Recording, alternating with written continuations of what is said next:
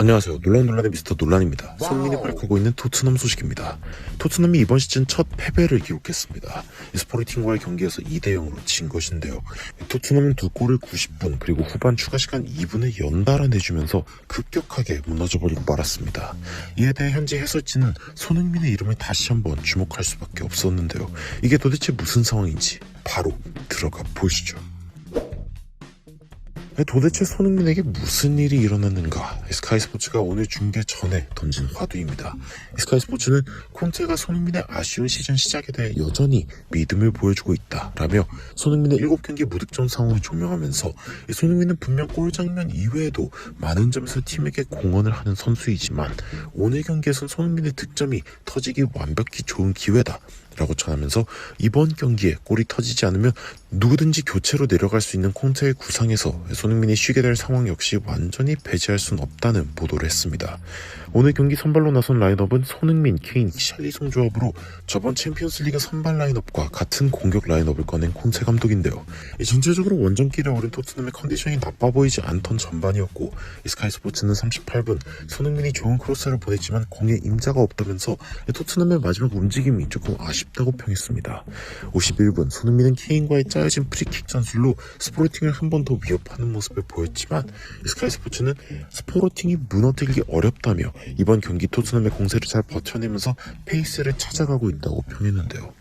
스카이스포츠의 제이미 오하라는 이러한 상황 가운데 토트넘의 돌파구를 제공할 선수는 손흥민일 것이라고 믿는다며 다음과 같은 발언을 던졌습니다. 손흥민은 평균적인 선수의 모습이며 뭔가 약간 믿음이 잃은 것처럼 보이지만 분명 그에게서 무언가가 터질 것이다. 나는 걱정하지 않는다.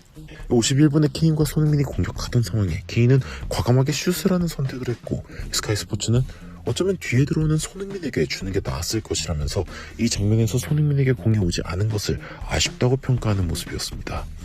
분명 후반 들어 6개의 슈팅을 날리면서 좀 더 공격적인 모습을 보인 토트넘이긴 한데 뭔가가 부족한 모습이었는데요. 그런데 토트넘이 이 상황 가운데 내린 결정은 손흥민을 빼고 클루셉스키를 투입하는 것이었습니다. 스카이스포츠의 해설자인 닉 라이트는 손흥민의 교체를 바라보면서 안타깝다며 토트넘의 선택이 옳은 것인지 질문했는데요.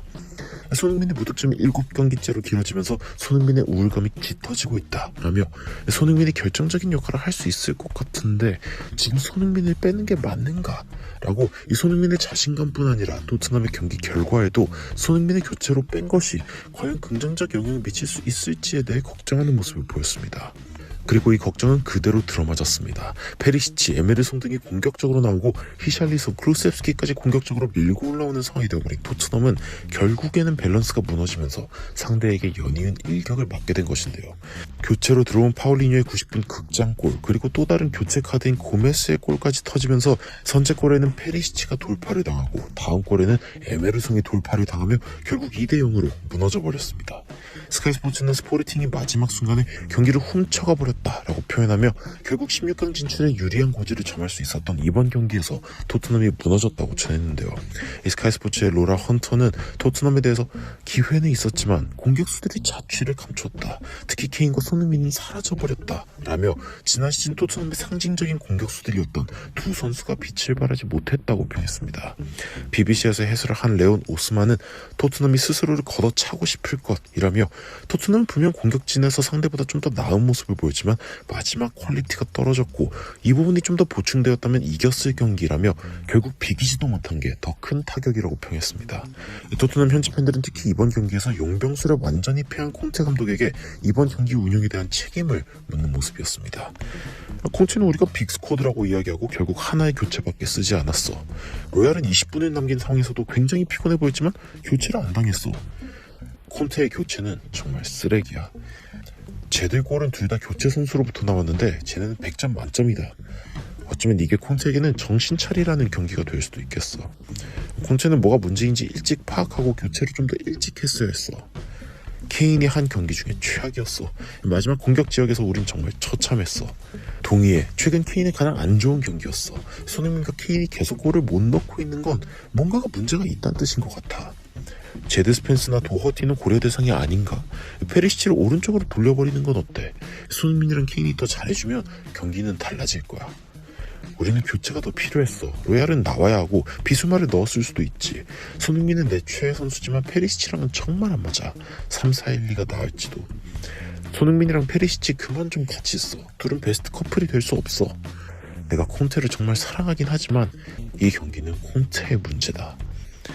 이번 경기가 끝나고 토트넘 팬들마저 콘테의 용병수를 질문하고 있는 가운데 손흥민을 클루셉스키로 교체한 것이 유일한 교체인 오늘 경기에서 결국에는 손낙골로 2골을 먹힌 토트넘인데요. 공격적인 페리시치와의 밸런스를 위해 희생당하고 있는 손흥민에 대해 현지 팬들도 굉장히 안 맞는 조합이라고 평하고 있는 가운데 언제까지 콘테 감독이 이런 조합을 사용하려고 할 것인지 의문이 듭니다. 결국 시즌 첫 패배로 뭔가 변화가 필요하다는 경고를 받게 된 콘테 감독.